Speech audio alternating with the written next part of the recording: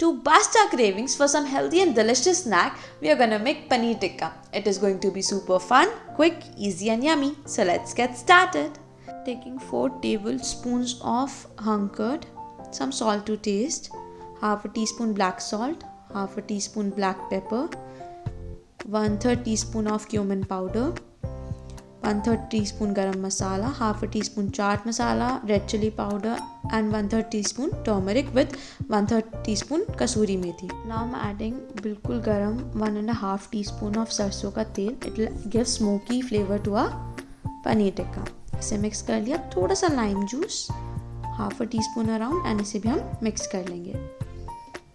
सरसों का तेल बहुत अच्छे से गर्म करके डालेंगे ताकि कच्चा पन्ना है उसका. मैंने 1 मीडियम टमेटो, 2 मीडियम कैप्सिकम और 2 मीडियम अनियन लेकर ऐसे चॉप करके बड़ा बड़ा एंड इसमें ऐड कर दिया है. मैंने टमेटो थोड़ा कम डाला है बिकॉज मुझे टमाटो कम पसंद है. आप अपने टेस्ट के अकॉर्डिंग ज़्यादा कर सकते हैं सब्जियां. आप चाहें तो बेल पेपर्स भी ऐड कर सकते हैं.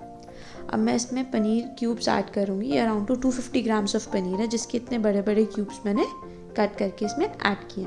अब मैं इसे अच्छे से मिक्स कर लूँगी और इसे half an hour to 1 hour marinate होने दूँगी.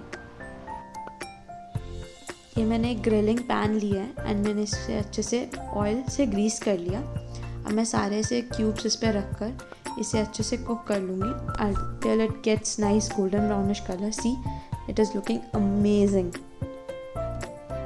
Yummy. Comment below how it was.